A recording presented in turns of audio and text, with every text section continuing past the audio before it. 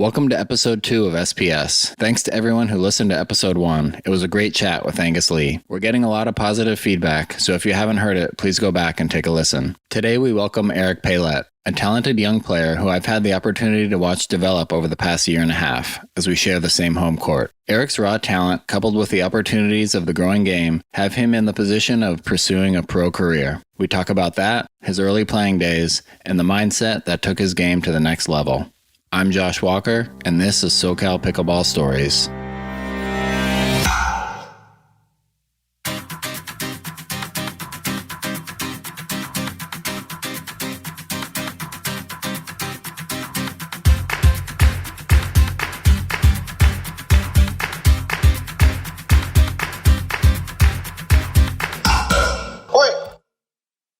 So did you grow up in Burbank? Yeah, born and raised here in Burbank. Where did you go to school? Went to Burbank High School. What was that like? It was all right. I was actually super short. I was like 5'7" or something like that. Really? Yeah, so I played basketball one year and I was just a bench warmer, and I definitely got out of there super quickly. Hit my growth spurt like a little later. What year did you play basketball? Just freshman year, so no sports in high school after that. Interesting. So 5'7" in high school. How tall are you right now? I think I'm like 6'1", 6 feet about, yeah. So you grew after high school? Senior year, I think, yeah. So no other sports in high school. Interesting. It was sort of tough to compete with everybody growing. After high school, did you go to college right away? Yeah, I went to CSUN for my accounting degree, which I have finished finally. It's been tough because honestly, I was distracted throughout that, and pickleball was a big part of that. You know, trying to find that balance was hard because I was so addicted to pickleball and just the community, as well as doing other things. But yeah, definitely was a slow process, but yeah, happy to finally get that out of the way. Well, congratulations on graduating. What year was that you started college? 2017. So what was it like going to college through COVID? It made it actually a lot easier for me personally because a lot of professors didn't really know how to adapt to this online format. So as a result, the classes were easier, which is not really a good thing as far as like learning material, but I felt the classes were easier and professors were more lax on grading and coursework. Interesting. And so at first you were live on campus, and then COVID came in 2020. What happened then? They just like shifted everybody online, and you're just online for about like 2 years, 2.5 years. So how did you get started playing pickleball? When was that? Who got you into the game? Funny enough, I play like a very different sport to pickleball. It was golf, which is absolutely very hard to pick up. If you try to play golf for the first time, you are shanking balls. It is not fun. So yeah, I was playing golf for a little bit with my buddy Joe and Kenny. You know, we were playing a bunch of sports, you know, like basketball once in a while, you know, like mess around a bunch, just have a lot of fun. So yeah, we were playing golf. We all sucked at it. Bogey golfers, double bogey golfers, just like slicing everything. And then Joey started playing pickleball with his mom. He's like, yo, this game's really fun and you should come play. And like, yeah, after we golfed, after we all played horrible, obviously, because I was never a good golfer, still am not. We went to the pickleball courts at Maxim. I was all over that kitchen line. I was like coming all the way up.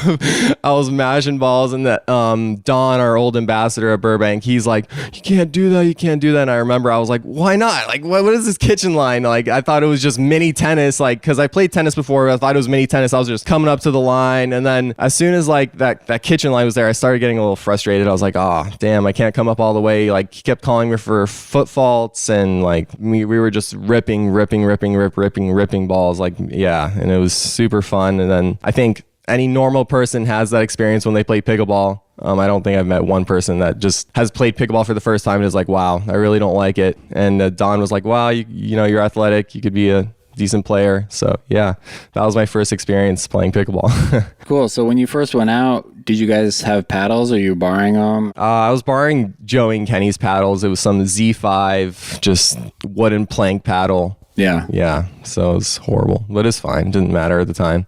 And that was during college? What year was that? Late 2019, early 2020. No, Yeah, I think that's right. I'm not sure. I got to look back. But yeah, something around that time. When did you go back for your second time? I remember I met this guy, Victor, and I don't think you've met Victor at the courts, actually. No, tall guy. He's like 6'7". Me and him started vibing so well together. Like, oh my God, at this point, like, there is no dinking in me. And me and him would just rip the hell out of the ball. He's playing with a literal wooden paddle from Walmart. I'm playing with a head paddle. I picked up a head paddle from Walmart. This head paddle was actually really sick. It's still in stock. I actually do recommend it for beginners because it's like a $65 paddle if it's still in stock. Ara knows about this paddle.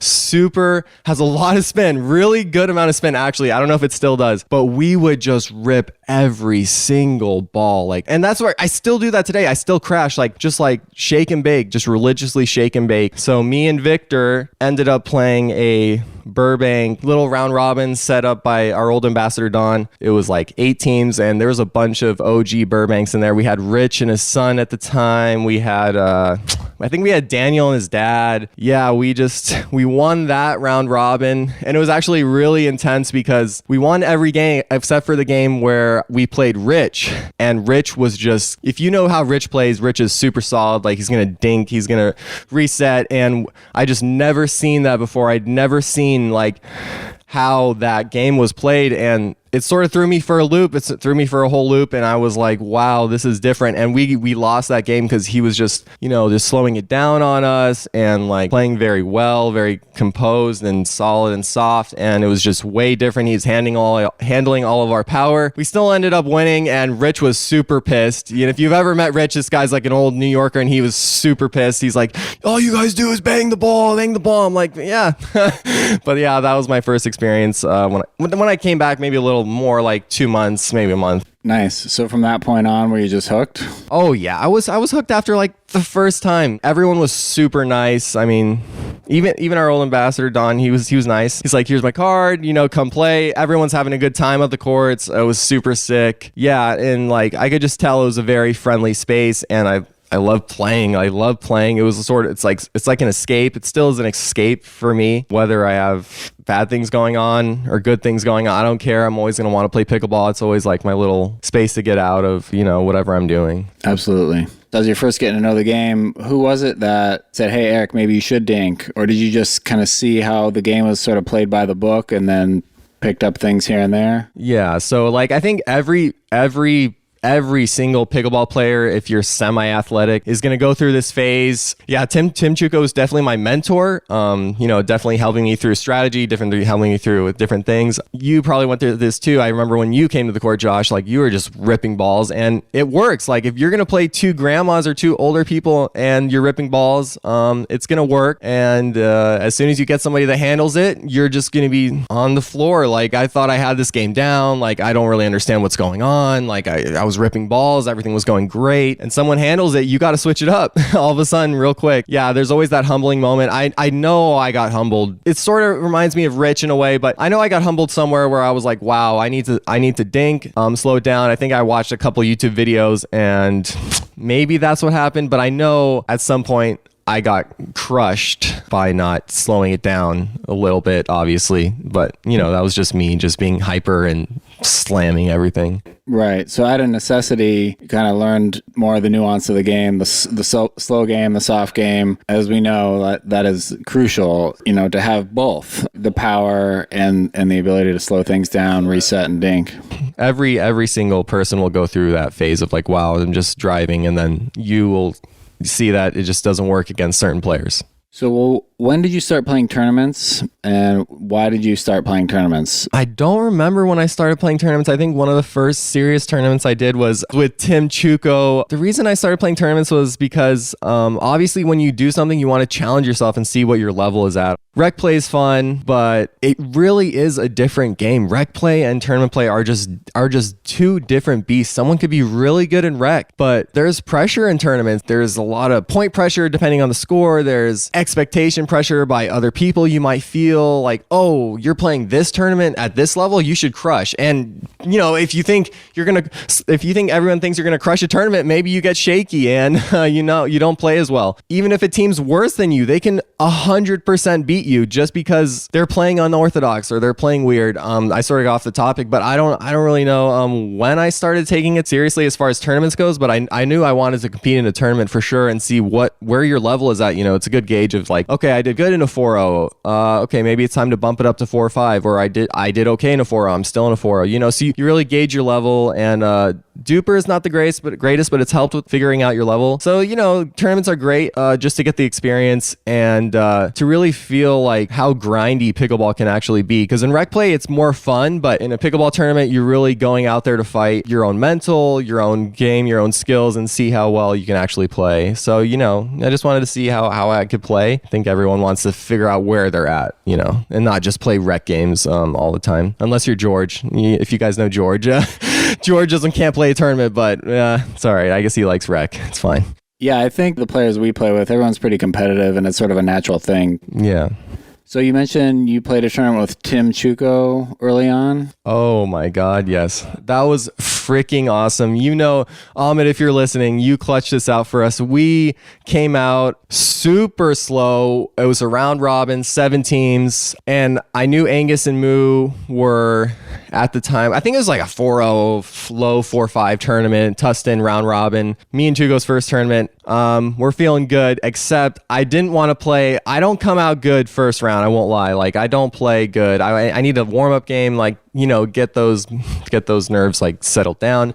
So we had to play probably the top seed Moo and Angus first round, and I was like, God damn it! Like and honestly, I think I was a little like really tight, and that's the thing. Like, look, like I still tell myself this: I'm not gonna lose playing tight anymore. I don't care if I lose, but I'm not gonna lose playing tight. I hate that. I don't want to lose on just not playing my game. Anyways, we came out, we lost that game. I was like, damn, like I'm not saying I was gonna win if it was third round, but me and Chuko, we're for sure grinders. I think we're a great team. I wish Chuko hadn't stopped playing. I mean, because he sort of brings, because I'm so quiet on the court, but he sort of brings me up, helps me play better. I don't know why. He's very grindy. He's gonna play for every point. We end up winning. And we see Amit going crazy, like 2 courts away. If you know Amit, he's going crazy, like, let's go.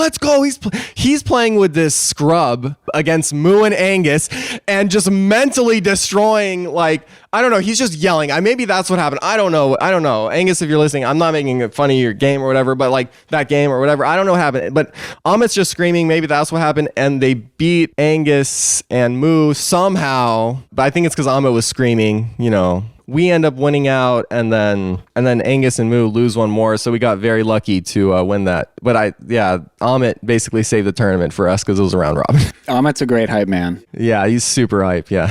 You guys had a little run together, you and Tim. You play a couple more. Yeah, we played a couple more. I think I don't know like exactly. I think we won like 1 or 2 more, and then he says his fitness is down. I don't know about that. I think he looks great to me whenever he really turns it on. So I think everyone thinks he plays well, but he's focused on coaching and his new brand Senox, which is awesome. I love that paddle. The Viper's really nice. I'd love to play with him again if he ever wants to get in shape. All he has to do is give me a call. Yeah, you guys make a great team.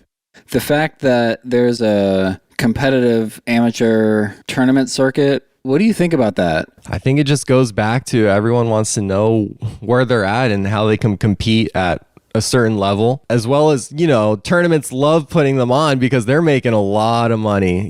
They're making a ton of money on these entry fees.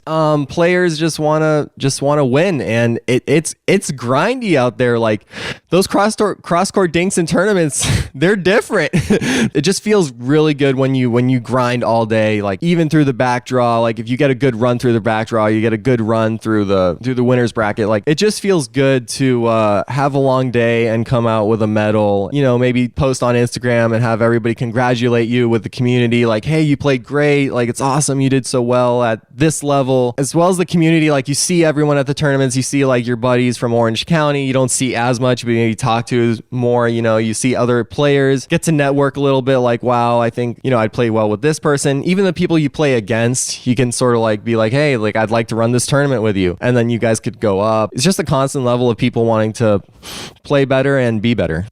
And how have you found the pickleball community? I absolutely love the pickleball community. It is 50% of why I even come to play. Just see everybody and just bullshit with them, just talk about what they're doing in their life, bounce ideas off like what they can do better if they're open to it, just talk about different things. I don't know. It's just the community is so fun. Everybody's generally so supportive, not everybody, but everybody's generally so supportive of each other. That's something pickleball has that's unique at every single level, 3-0, 4-0, 5-0 pro.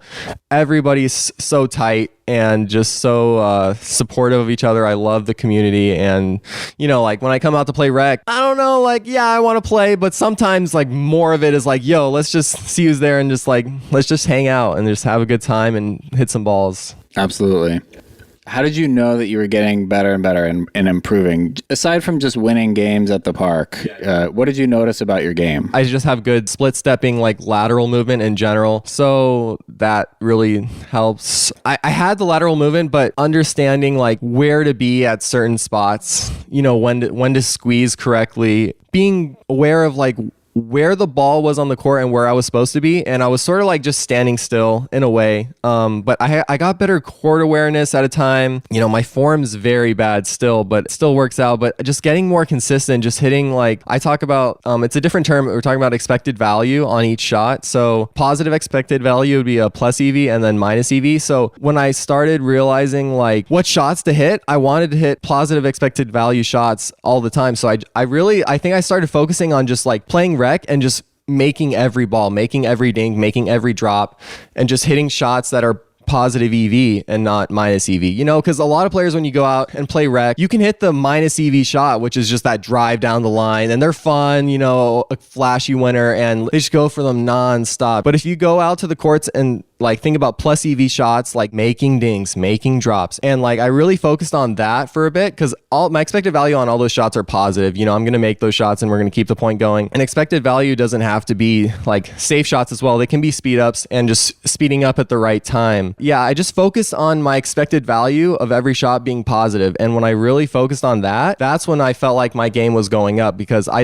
wasn't just going to the park to just hit balls. I was going to the park to hit plus EV shots. That's what I really focused on. I didn't really care about winning or losing. I still don't. Pickleball is just a bunch of points put together, thousands and 3,000s and 4,000s, and your percentage of winning those points just needs to be higher than you losing them. So I just focused on being positive EV. Then when I focused on that, I felt like my game got higher. That's some great insight. Can you just describe what a positive EV shot versus a negative EV shot is? So like, let's say a positive EV spot would be if you're playing mixed doubles, obviously, and you get that high yellow ball, yellow being above the net, attackable, but it can be softened as well. Where the game is going right now, that high yellow, well, since we were playing mixed doubles, that high yellow into the girl in front of you, let's say you're playing the left, the girl's on the right, that would be a plus EV shot. Say you'd win that point about 60% of the time. Whereas let's say someone has,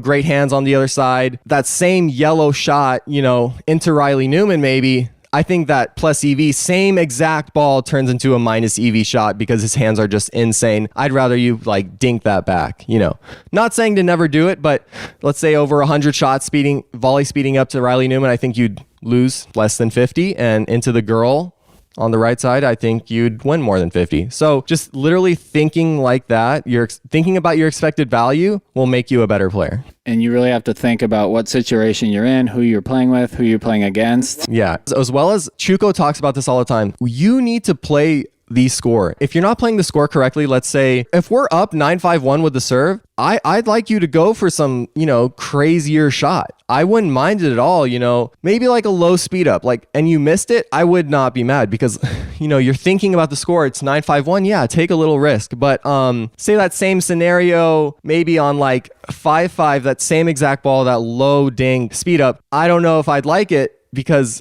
the game's a little tighter, the game flow's different. And especially if you're playing on defense when you're not serving, I'm not saying never speed up the ball, but think about the score. If you miss a bad speed up, you're going to be giving away a point. And, so your mentality needs to be different on offense and defense, 100%. And that is something that so many rec players don't think about. And so many, even higher levels, I mean, they think about it, but sometimes I see some bad mistakes on defense. So I'm not saying don't take spots on defense. I'm saying just think about it more.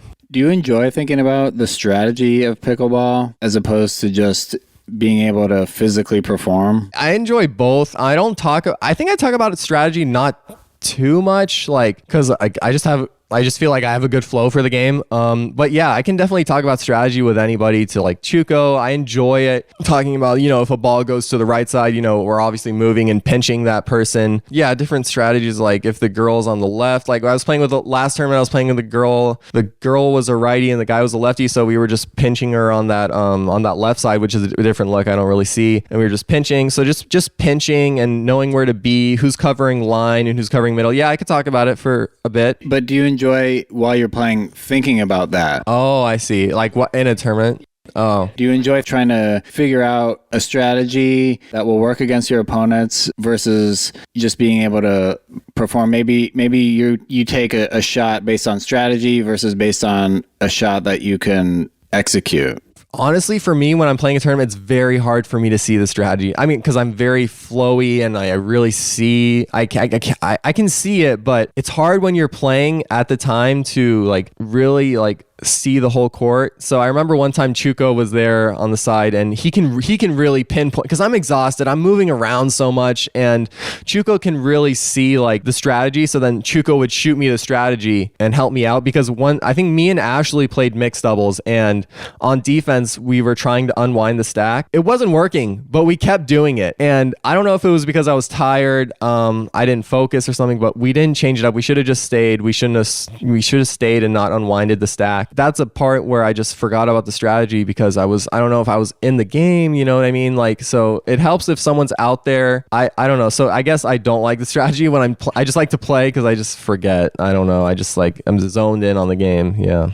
Leading into a tournament, how do you prepare? Oh God, I wish I could answer this better because playing with your partner helps, and just getting the chemistry right. I think the biggest thing that I still need to work on is communication with your partner, because that is the biggest thing. Look, if like you need to tell your partner what you're doing and what you are not doing, because if you do not tell them before that tournament starts, those middle balls become disastrous and you don't know which balls are which balls, and you like 100% need to know. So like you need to be honest with your partner and put like that ego aside. If you want forehand in the middle, like you need to tell them, and you guys can talk about it. So yeah, you want to have like a transparent partner, because I just think the biggest thing is communication. How do I prepare for a tournament? It's really like I just want to have a good partner that I can like communicate with. That's the biggest thing for me, because I struggle with communication as far as like me, you. I should communicate more. I should be working out more probably. Like we're probably going to go running, hopefully. We'll go running. I don't do a lot of workouts. I have one day a week where I'm actually pretty tired, and that's Wednesday, because I'll go from Burbank to Piccadilly, and it's like a full day, like 7, maybe 6 hours of pickleball. I'm just jammed in there. But other than that, I'm not preparing that much, just preparing mentally and just being ready with my partner. And these days, how much are you drilling versus playing rec? How often do you play? How long per day? I'll hit Burbank maybe like 3 days a week now for rec games, maybe for like 2 hours, 3 hours. And that is not focused at all. Like maybe my friend Nick's there. You guys know Nick. So yeah, we're focusing, but not too much. So yeah, I'll drill instead I'll try to drill in the afternoons now. I think that's way better. If any of you watching, I mean, you've heard this over and over and over again, but it's true. You got to drill. That's how you're going to get better. You're not going to get better playing games. That's just how it is. So yeah, I'll drill maybe an hour and a half, like just doing like cross-court dinking, resets, drops, drives, everything, for like maybe like 6 hours a week right now, drilling. Yeah. About that. Do you think that's helped you get more consistent, get better? What drills do you like, and what do you think you see results from, really see the translation into games? The biggest translation is the transition zone, because you're not going to get the transition zone down playing games. So, you just have somebody there smashing it at me from the line, and I'm just resetting balls, trying to get low like Vivian David or whoever. Yeah, Vivian David gets really low. But yeah, just resetting from there, because I think that's the toughest spot for me and the toughest spot for a lot of players on the court to just get that ball back. That's a really good one. And then cross-court dinking, I'd like to do dingles instead of just doing it lackadaisical. That's a lot of times I see players like do the cross-court dinking drilling and they just do it completely wrong. Like they will just stand on that corner dinking back and forth, not because when you dink you need to come back middle. So when you're doing that drill you need to come back middle and dink, move yourself a little bit. I see a lot of people just get lazy and just dink and then like stay on that line there. As well as like cross-court dinking, when you're doing drilling, there's no pressure from that other person when you're playing a game, like stealing that middle ball if you leave one high. So it's really lackadaisical,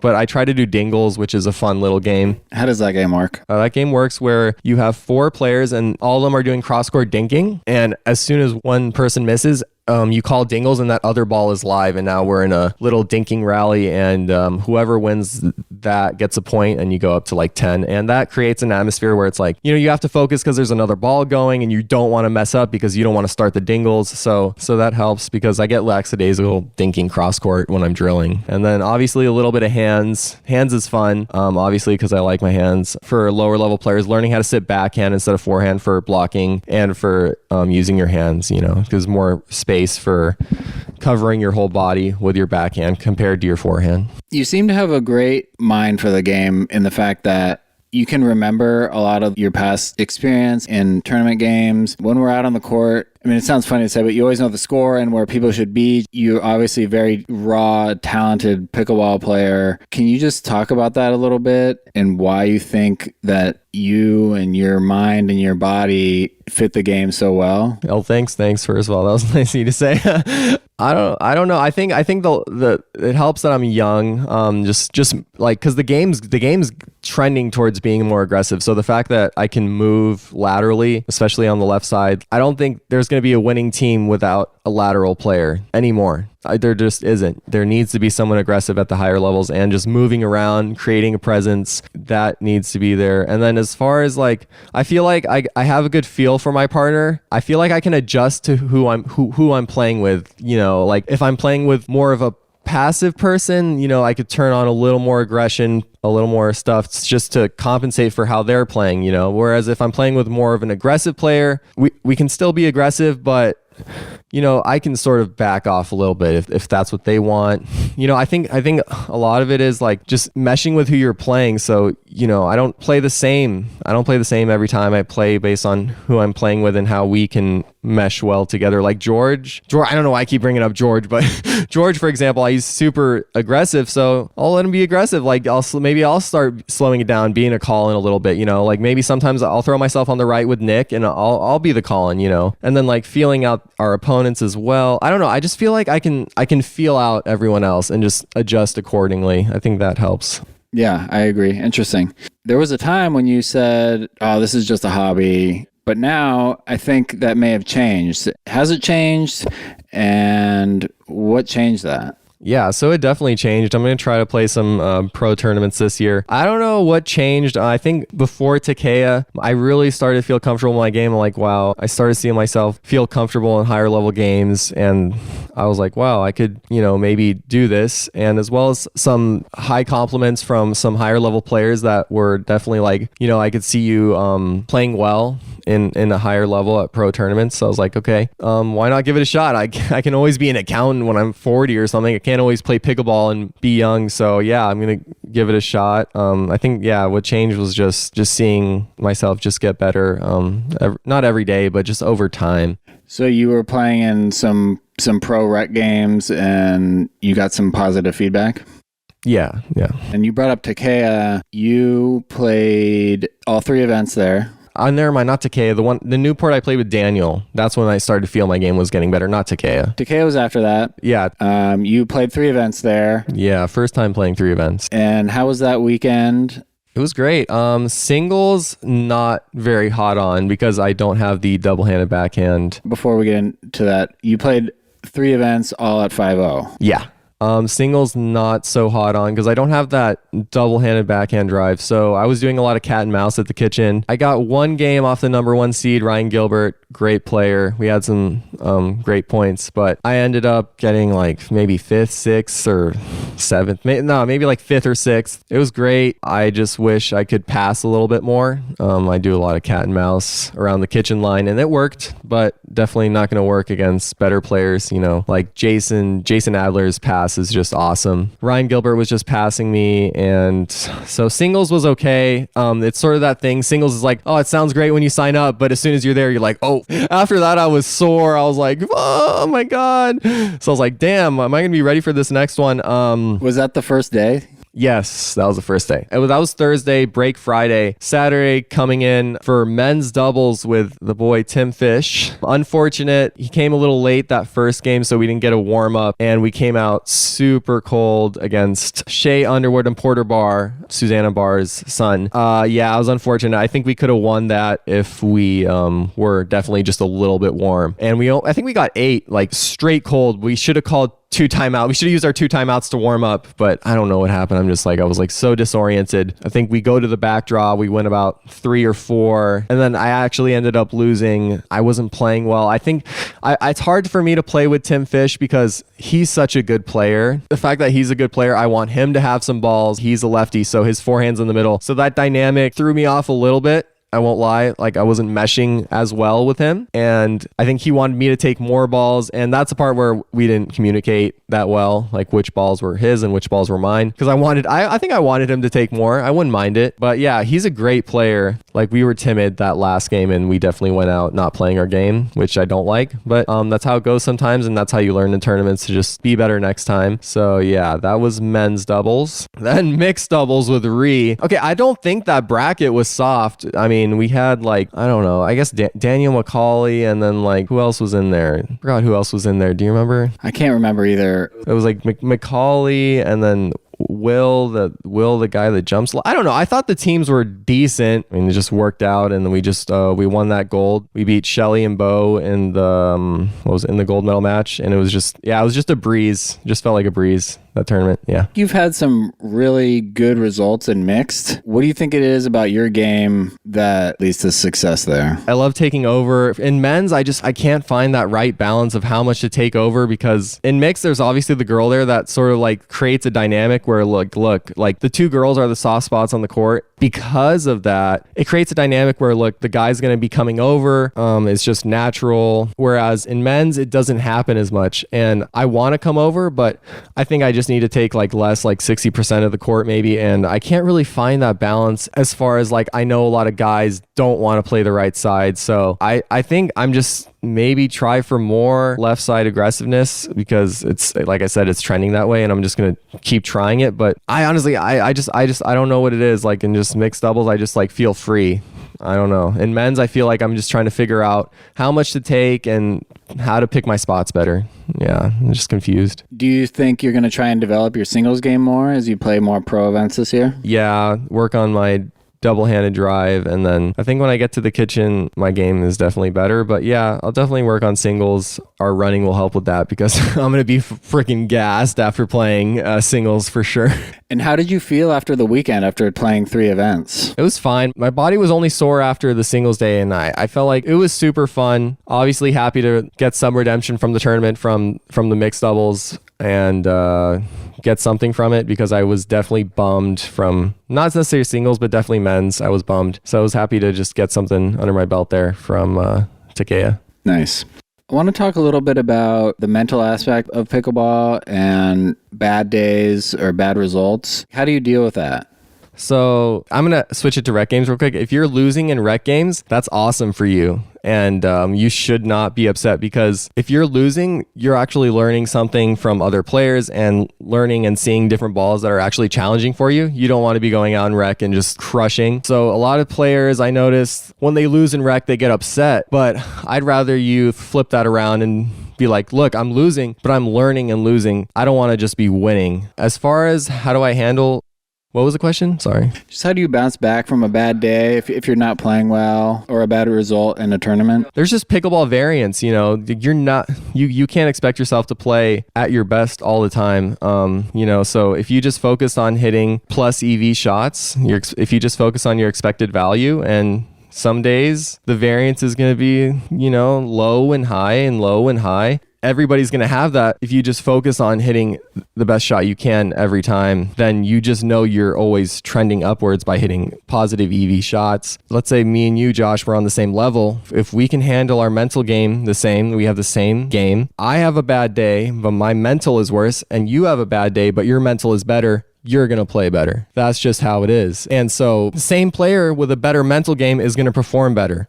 when they're playing bad. So it's about when you're playing bad, how can you stay there? It's hard. It's very hard, but how can you play better when you're playing bad in essence? Because you need to be there mentally to just understand that it's going to happen, and to just try to understand that if you have a better mindset about when you have a bad day, you're going to be better over time. And do you have anything that you say to yourself if you're having a bad day, like some self-talk or just any like tips that you would give out? How to keep your mental status high rather than getting down on yourself? A lot of pro players been doing this, but just like tap something on the, the fence, tap your pedal on the fence, reset. I don't really talk to myself. I'm just mostly just, please forget about the last shot you made. That was horrible, because it will not help the next point at all. So I always just try to forget about it and make the best point, the next point. Yeah, I think that's great advice. How do you hear about the latest strategies or techniques in the game? How do you stay up on where the game is going?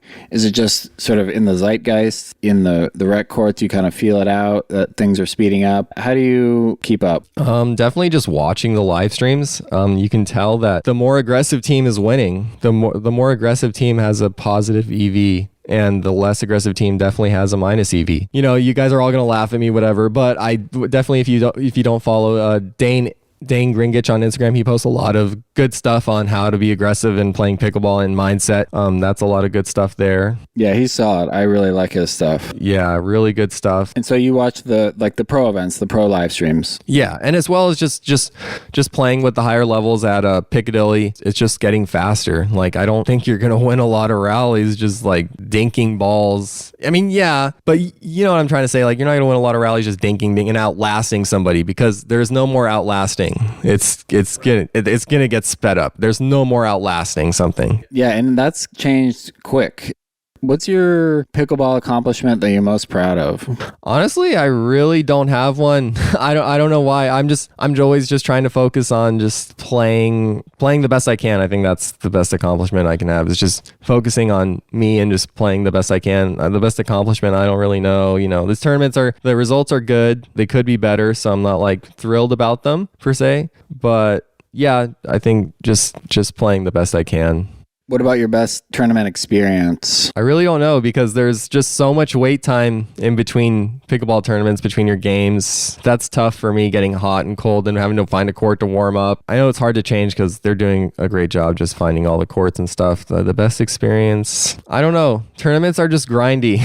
So the best experience is just maybe having a good result. The tournament itself, I like cash round robins. Cash round robins are definitely fun because there's cash incentive. Those are fun. The ones Jude puts on are super fun. And what's your favorite type of rec play? Do you like showing up at the park? Do you like getting a group of 4 together? Set round robin? If my mood's just like to hang out, definitely just come to the park, hang out with Nick, rec play. If I actually want to play, maybe get a 4 with your partner that's going to play for the weekend, your future tournament partner. Get a 4 and actually have some good games, because then when there's one person that's soft in the game, it definitely throws off the dynamic for every single person, because then you're thinking, well, I could just win this point by going to the soft player, and then you overcompensate by maybe hitting the wrong shot to the stronger player, and you just don't want to be thinking about that at all. So if you really want to get a good game, you need to set it up, because then you can focus on, look, no one's soft here. We just have to do the correct shots all the time. Just a set 4 would probably be the most ideal for focusing. You're going to enter some pro events this year. Do you have any in mind? Do you have your schedule that you've been looking at for the next couple of months? Yeah, I need to be better at looking at the calendar, but definitely maybe the APP Arizona and the APP San Diego. See how you can do in those lower level APPs. Sorry, APP, you are the lower level pro tournament, whether you like it or not. But I'm happy to play. Yeah, so definitely play those, and then some PPAs, San Clemente for sure. I mean, I might travel around, like, maybe, like I said, like around here, like Arizona, closer to California for sure. I'll make a trip out there to see how I can do in those tournaments. And yeah, my game's feeling great. So you played little to no sports in high school. Now that you're going to be playing pro, have played a couple of pro events, what does it feel like to suddenly be competing as a professional athlete? Yeah, it's definitely different. I've only played one pro and it was tough. I mean, there are just there's no soft spots generally when you get to the higher level. So it's going to be tough, but I'm ready to grind and try to find those soft spots every game. It's going to be super fun. Yeah, cuz like I'm competitive, but like if it's a rec game, like I'm not that competitive as far as like trying to win it all the time, but yeah, it's definitely going to have to be fun to get my mental right and just like have to really compete hard in these upcoming pro events. And so what are some goals that you have for this year? Definitely medal in a pro for sure. That's really, I'll be like accomplishments. Like when you're talking about accomplishments in these tournaments, I was like, am I really happy about medaling? It's like, like sometimes the brackets were soft. So, but medaling in a pro would be that would be like an accomplishment. Like I want to medal in a pro, because when you medaling in these like tournaments, for me, it was like, it's whatever. But medaling in a pro would definitely be an accomplishment for me. So that's the goal for this year. I think I can for sure do it. And what about any sponsorships? Do you think about that? Are you hoping for one? Are you talking to anybody? Yeah, I got to talk to Tim. I'm sure he's just starting up, but I love the Senox, so I'd love a sponsorship from Tim. And then yeah, I'm open, but yeah, I love the Senox, so I'd be happy to. I still rep Senox. Like I'm always ripping Senox. Tim and Dane have been big influences on you. Anybody else currently influencing your game or that you work with on a regular basis to improve? Yeah, I probably should, because I'm always open to critiques, but I haven't talked to anybody recently. Yeah, I definitely should talk to some other people that influence my game. Court movement, definitely Riley Newman. Court movement, like I love how he moves on the courts. Just moves so well and just pinches you. I tried his pancake grip. I don't like the pancake grip, but the way he can squeeze a person, like you want to make that person feel that you're isolating, that you're just nailing them in a coffin, and he just does that so well. So yeah, maybe some Riley Newman there. J-Dub, the backhand flick for me and yeah, Nick actually has a stronger one. I got that from J-Dub. Chuko actually told me to start flicking a little bit, and then I started flicking, and then I actually used, I don't know what it is, like it's like a roller, it's like a tennis roller, and then you like move it in a circle and it helps your wrist get stronger. So I did a couple of those, and my backhand flick actually feels like sometimes better than my forehand roll. So I really don't mind when I'm moving around on the left, like if I get on the right a little bit, and then I leave that space open on the left to just like come back and then flick it, and it just makes that kitchen look smaller, and that's what good players do. They make that kitchen look a lot smaller than it is, so they're never comfortable if they know that you have such a long reach. That dink that they have to make is just a lot harder, and it might cause them to pop it up. Whereas if you're not as aggressive on the line, they're going to feel comfortable going to that spot and not really have to worrying about you doing anything. And if they don't have to worry about anything, then you're losing. You're playing correctly, but you're not playing at a positive EV, at the most positive EV you can, if you're not a threat anymore on the court. Do you and Rihanna have plans to play pro together mixed? Yeah, for the one in San Diego, and then I gotta look at the calendar. The pickleball tournaments, you need to do a better job with that website. Agreed. Yeah, so I just need to look at the pickleballtournaments.com and see what's going on there. Yeah, but definitely some more this year for sure. Can you describe your ideal day here in SoCal? Play pickleball in the morning, then get some lunch, maybe play a little bit in the afternoon and in the night. It's probably the most ideal day. I'm addicted to this. I love pickleball. What is it for you that keeps you coming back? Why is it so addicting for you? I love that the game's getting faster. I love getting in hands battles, just like fast, move, like your hands, and like just moving laterally. It's fun. Just the game's fun when you have good players around. And obviously, like I said, I love just hanging out with everybody more than everything. Just like hanging out. It's like one of my favorite things to do. So it's like a win-win every single day. Love it. So let's wrap it up here with a little speed round. Drop or drive? Ooh, that's so close. No way. Okay, it used to be drive, but Speed round. Drop or drive? okay, fine, drop. Tournament or rec? For fun or for, I don't know. I can't do speed round, man. Okay. I'll go rec. Playing during the day or the night? Day. Left side or right side? Right side. No, I'm just kidding. Left side. Singles or doubles? Dubs. Mixed or gender? Mixed. Dura or Franklin? Dura. Favorite shot? Backhand flick. Favorite drill? Like you dink, and then when you're dinking, you like look for a speed up, and then your hand battle starts going. That's my favorite drill, yeah. And what are your favorite courts in SoCal? You already know, baby. Maxim Park. through all the drama. If there's no drama, Maxim for sure. But there's a lot of drama in Maxim. Well, hey, I really appreciate you coming on the show. I really enjoyed watching you play and get better and better for the last year and a half. I'm looking forward to watching you this year. It's really a pleasure to watch you and to play with you. The way you think about the game, the way you execute the game, your social awareness on court with people at the park. I feel like you're a guy who just like really gets it. I wish nothing but the best for you. Thanks for coming on the show. Yeah, thanks for having me, Josh. This was super fun, man. Thanks for listening.